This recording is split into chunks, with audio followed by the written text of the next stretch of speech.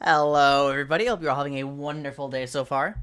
I'm really late on actually processing my thoughts on the new B patch, so I really have to do that, and then we're going to move into our planned work on the levels of play study, where we're going to try to finish the first draft of our IBS tier lists. And we still haven't decided if those are useful or not. I'm just trying to get like a baseline for my knowledge there. So I'm not really going to waste any time because I have a lot of stuff to do tonight. I was supposed to start like an hour ago, but I took a break. I'm trying to learn how to take proper breaks. That's like the big thing that I'm gunning for in 2023. How do I take a good break? If I know how to take a good break, I can do a lot more things well. But I decided to try taking a break by joining a Discord server like that I haven't been to in a very long time and talking with some old friends. And I incorrectly thought that I was able to stay for just an hour, but when you have been absent in someone's life for a while, they tend to want to catch up a lot more than that, so. So that is what it is, right? Okay. So a B patch dropped. And we had to talk about it. It's just hitting some of the outliers before a real patch can come out. I did look at this when it came out, but quite frankly, I've already forgotten quite a lot of what's in here, so let's talk about it. Okay, Mundo, who landed very strong. Even he was really strong before his changes, he was really strong after his changes. I'm actually just going to pop up here and grab Mundo so we know exactly what we're talking about. Health regen growth went down. Was that increased in the last patch?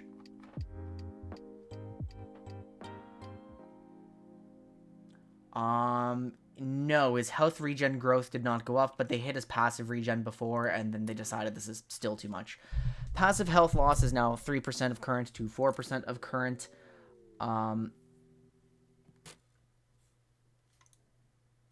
Okay, so it's now exactly even. You're actually gaining no HP from picking up your canister. You're just restoring what you lost from getting hit by your canister. Okay, so realistically, the core value of Mundo's passive is just the untargetability or unstoppability now.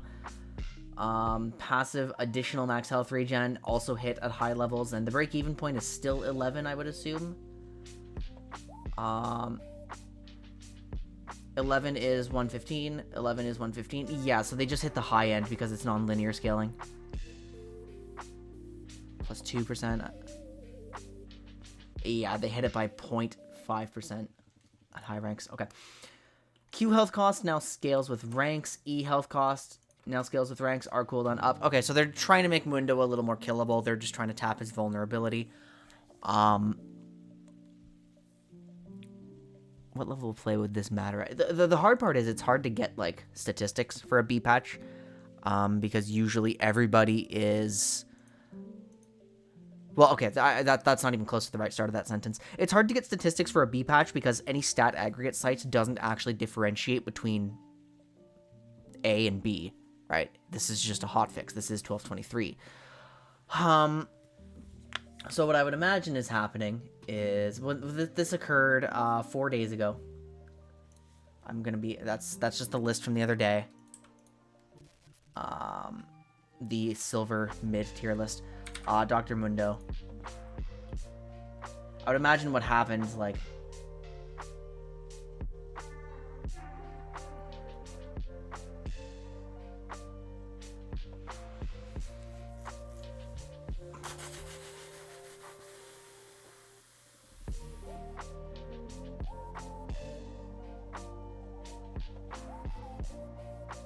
trying to intuit here. I would imagine what happened. Mundo was strong because he was power farming too fast. Then they changed his identity. We said he'd be insane scaling. He was insane scaling. But frankly... Okay, this is when the patch hit and when it started to drop off a little bit. But, you know, he's still noticeably positive. It was like a win rate nerf. I'm not going to lie. I think I'm a little too out of the loop on Mundo to assess this properly.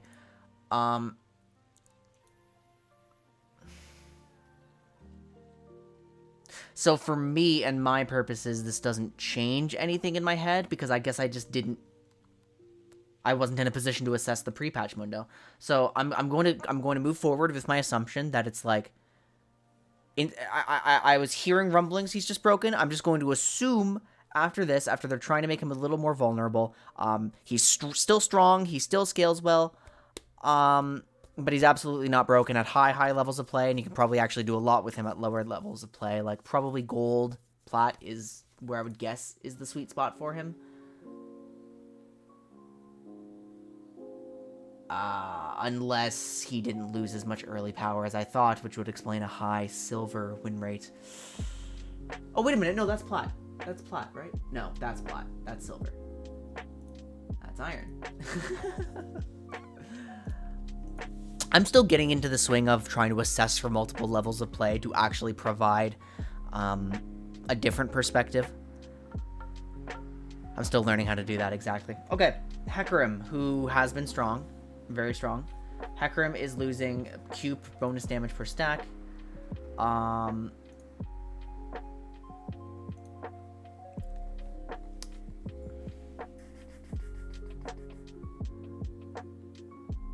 So basically, it used to go to a maximum of, oh my goodness, it was like 12% plus 15% per 100 bonus AD. So like, that is a significant damage loss to hit both metrics, like, of this. Oh,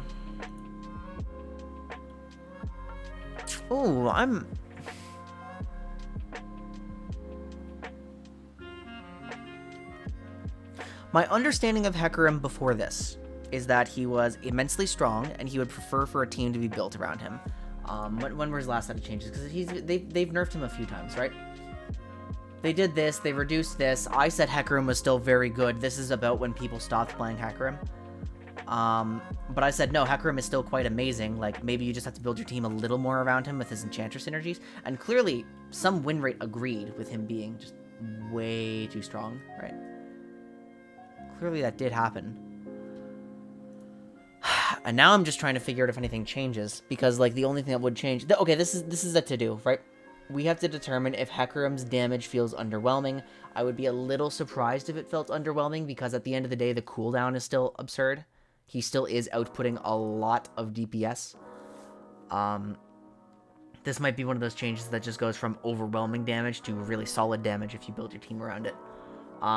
So, I mean, I would definitely look at this, and I would predict that it's not all doom and gloom for Hecarim. In solo queue, I would assume he's... Yeah, okay, his performance is poor in solo queue.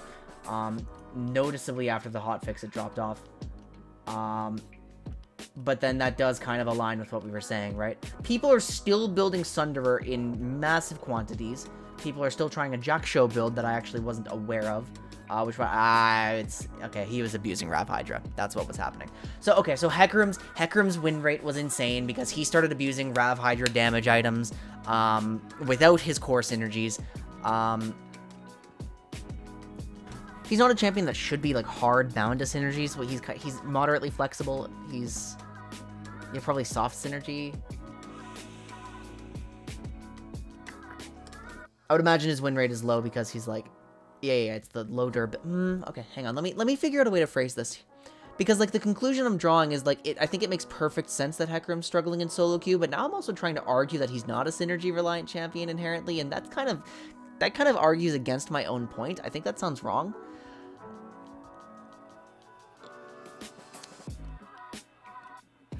Okay, so if Hecarim is no longer outputting absurd, overwhelming damage, given that he is not able to abuse some broken items as much because he got nerfed, his items got nerfed, etc. Oh, if he got Riot Specialed, I will assume he's probably still playable in coordinated play with synergies. So if solo queue lands weak, then that implies his draft class has changed. Yeah, okay. That probably is more impactful to Hecarim than I've been giving it credit for. By all means, if you're a Hecarim main, pair him with enchanters, you might be fine, and we will return to that opinion later and see if I'm correct. Okay. Jenna, who is easily one of the best supports in the game at top theory level, and who actually does perform really, really, really well across all brackets as long as you're using her into engage. They've decided that the problem is her passive move speed and the EAD. That is a joke. Obviously, this will, like, win rate nerf her a bit. Her roams will be, like, a little less effective. Sure, her, like, individual playmaking isn't quite... Because, like, Jan has had some playmaking potential since her Q changes. But ultimately, this doesn't actually hit the reasons why she's really, really strong in her niche, and so Janet will continue to be really dominant. Lilia, who got her... I mean, did she get nerfed in 1223 as well? She did. She lost some base damage. It was really conservative. It was minus 15 here, minus 15 here. Does that double up? I actually don't remember if we checked that.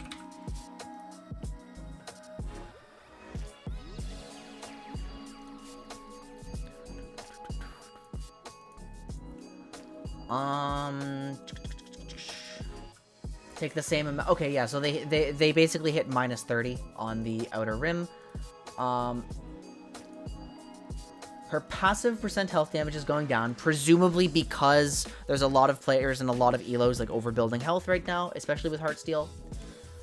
So she's doing a lot of damage. They've hit this by another 5. They've hit this by another 5. Okay. That's now... Okay, this is a champion who historically doesn't perform amazing in solo queue jungle. That's her overall win rate for the patch. She drops off a cliff, but still remains roughly positive in all elos, and this one most recent date is probably an outlier, given that everything is still around the same, you know? So, like, is minus 10 damage enough if minus 30 wasn't before on a really spammable spell? That probably not. Well, that also procs the passive, which, frankly, I don't think this is, like, too damning against most targets. Unless I'm over-tunnel visioning into the reason that this has to get nerfed. Because I'm assuming it's, like, Heartsteel stackers and stuff. And I don't even think Heartsteel is that impressive. I'm gonna go on a limb and say this is irrelevant for most players. I think for most players it does... very little, because like at the end of the day you're still using Lilia for her utility primarily, and the damage is just a nice bonus. Like I would assume, actually, there's a Jack Show nerf in here. I would assume this actually is a symptom of that as well, where she got a bit Riot specialed, but I do also think that champion has like other builds she can fall back to that are fine, so that's okay. Lux, just ratios going up. Okay, better champion in general. This is just... Oh, that's combo damage. That's a lot of combo damage. That's 30% AP in a combo. That might hit another wave clear breakpoint. I'm, like, reasonably sure that Lux mid at most elos, like, is good. How many buffs has she gotten in a row?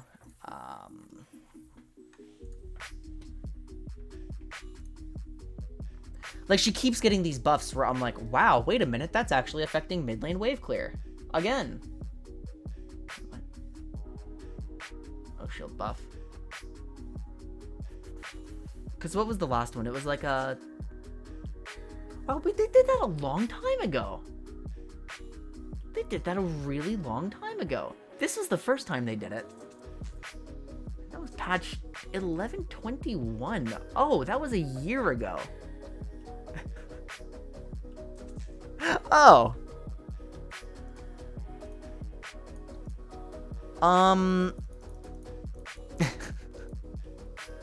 Well, she's been, like, a reasonable, fine mid laner in theory, like... Huh. That was a year ago.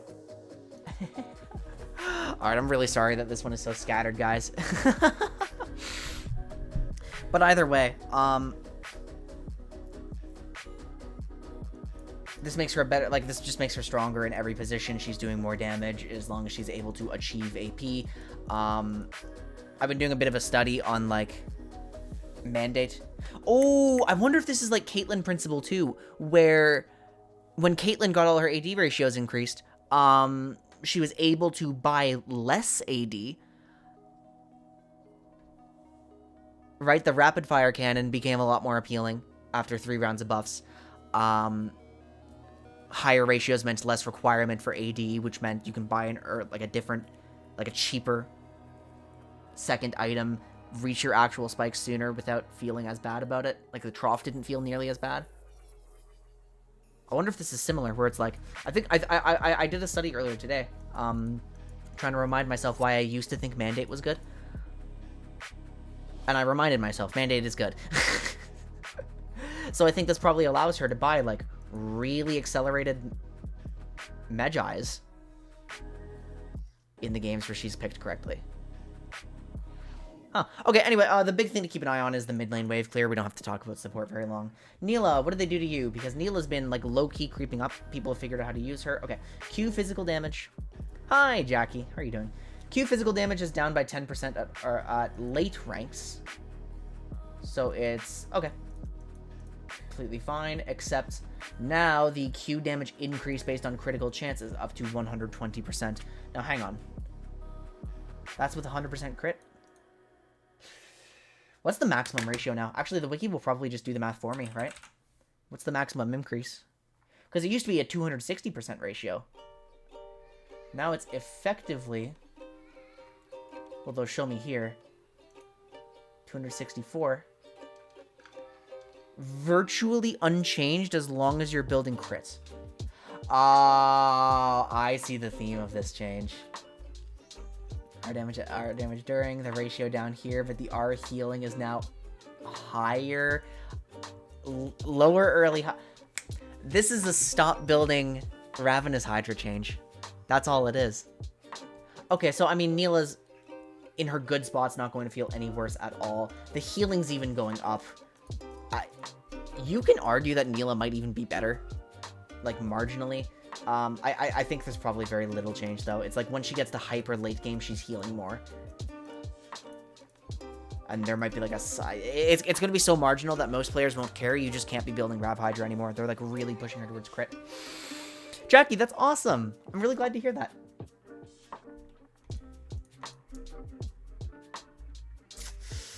That does hit resistances on Rammus. Resistances. That hits damage on Rammus. W bonus armor.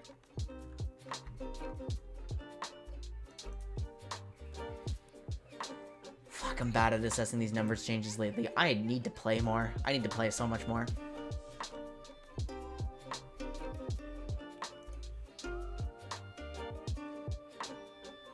Does this scale with Rammus's own base?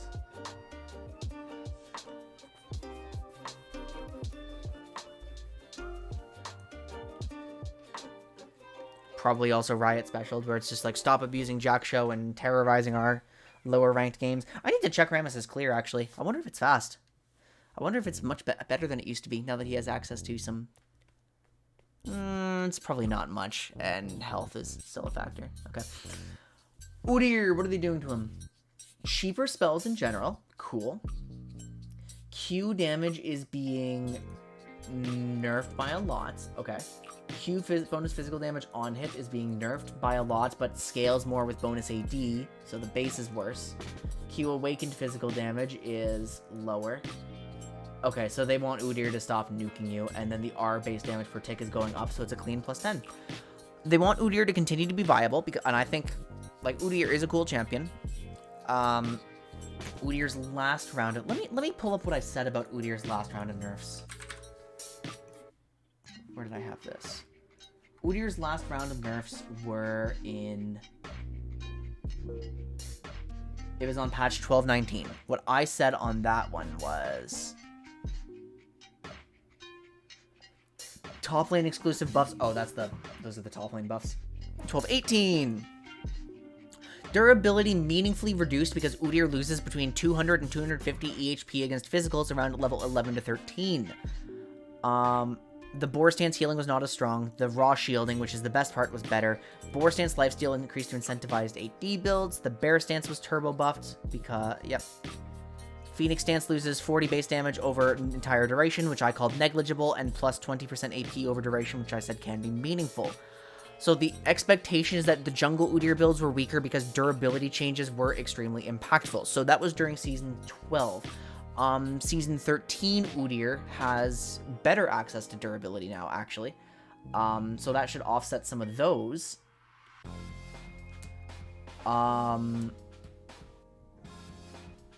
They are trying to gut his lethality builds, the one-shot. Yes, we are moving into Season 13 soon. We're still in the preseason ranks. Hasn't quite started up.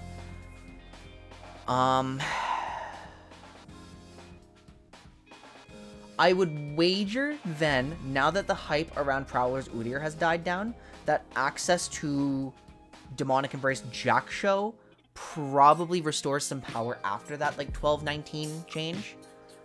So I would be willing to explore more conventional Udyr again. Like, more conventional tank Udyr. Magic tank. I think by no means is he a bad champion. That would be genuinely shocking if he were a bad champion. But we'll have to, like, kind of explore to see where exactly he lands. Absolutely going to be playable, though. And, like, good riddance to this one. How much damage does he actually lose in a combo? It's... Okay, he loses, like, minimum 3%. Minimum 2% max health damage. Minimum 20 damage there. Another 1% max health. Another 1% max health here. Wait, that's not that much, is it? That's like... I guess it's like 5% max health. Udyr was not overkilling through exhausts. Okay, you know what? I don't think the Prowler's build is dead now that I look at what numbers are changed specifically, but it is more susceptible to exhaust and protection. Okay, yeah, that sounds fair. That sounds fair. It won't be fully dead. It will not be fully dead. Zed, he is getting some Q damage nerfed. He's getting an E cooldown nerfed. Ooh, this is kind of unappealing. He's getting base damage nerfed by 5. Okay, love taps at best. Maybe this one matters, like, for combo uptime, but, like, he's just regenerating more energy either way. And really, combo uptime, how much can that matter, right? Is that... It's just his ability to play out a team fight, which is slightly reduced. But that's not the core reason you would pick Zed at a theoretical level. So that means for amateur play, nothing. Absolutely no difference. Okay. Jack-Show the Protein is now 100 gold more expensive, and it has lost 8 resistances, which, when you factor in the... Okay, 8 times... It has lost 9 resistances. Will 9 resistances... Or, sorry, 9 armor, 9 MR. So 18 resistances, technically. Will that be enough to knock it out of the meta? Yeah, no. There's no way it does, right?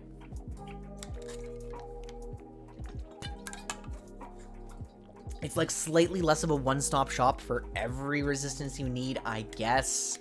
Maybe we'll care a little bit more about what it's actually amping outside of itself. Hello? When it's giving 30 base each...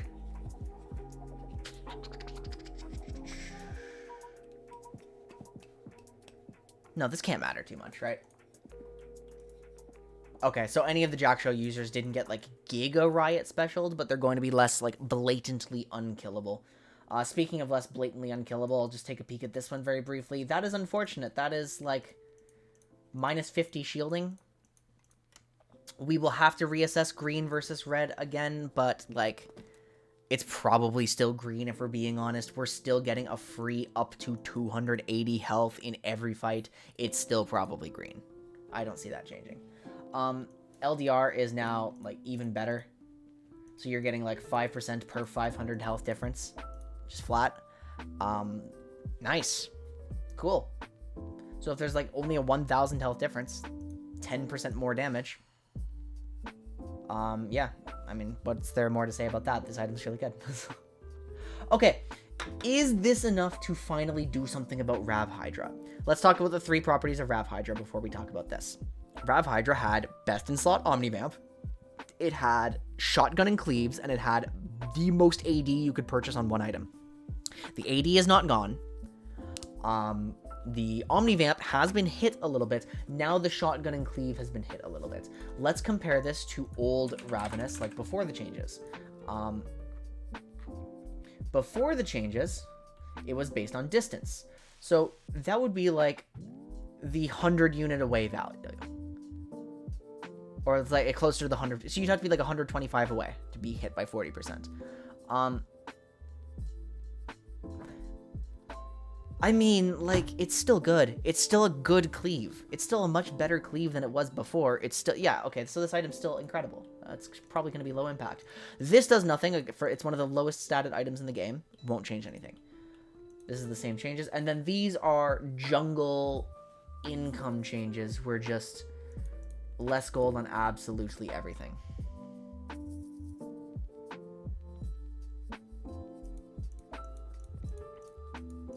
How much gold is that specifically in a clear? Okay, let's find out. So in one clear, we lose 5 gold on red brambleback. We lose 5 gold on blue buff. We lose 5 gold on grump. We lose 2 gold on the ancient krug. We lose 2 gold on the medium krug. We lose 2 gold on the 4 gold on the merc wolves. We lose 6 gold. So we're only losing 30 gold. Only losing 30 gold on one clear, not factoring in the treats, which is another like minus 10. Okay, so it's like we're losing half a wave per clear in gold.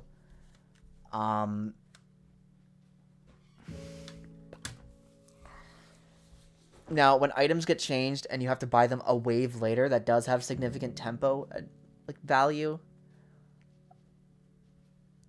But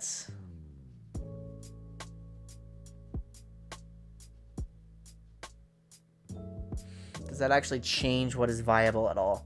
It probably makes Maokai slightly more appealing, because that like any of the I'm trying to think. Does losing what does losing 30 gold actually mean for us? What does losing 30 like what does losing like 30 gold mean on clear? 30 to 50 gold. What is losing? We'll round it up. What does losing 50 gold mean on the clear? Shit, how much gold does I have before? Oh my gosh, I have a season 12 frame of reference. Oh no, guys, I don't have the experience. I need to be... Okay, this is damning. I need to be playing a lot more, and I need to be taking note of some of these things.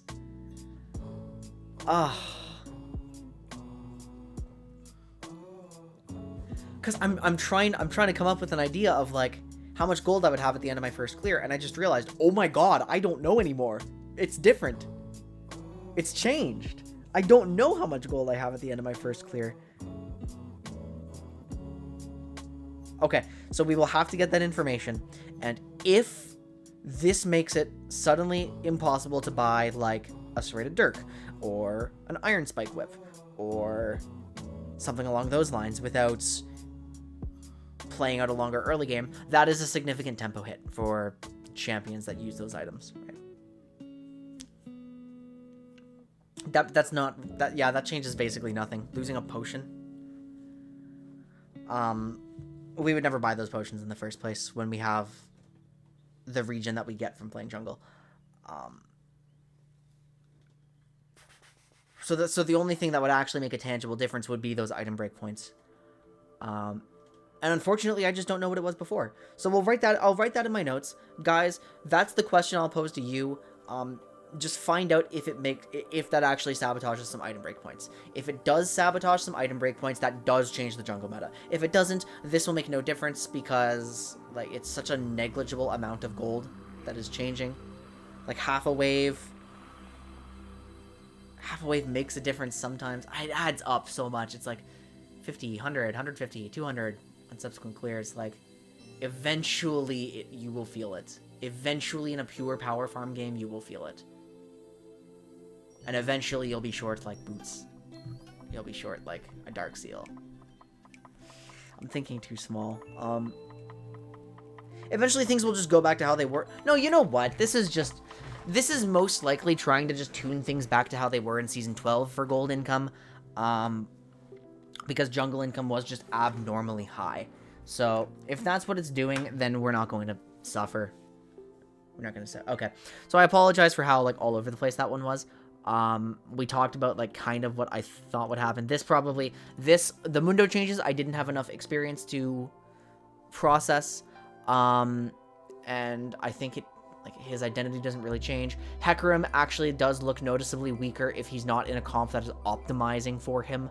Janna, this completely misses the mark on what makes her strong. Lilia, I doubt a significant difference will come from this, especially since Lilia's utility is like one of the most valuable parts of her, and she has alternate builds. Lux just objectively stronger, and watch out for her wave clear. If her wave clear breakpoint hits something insane, then mid lane gets stronger.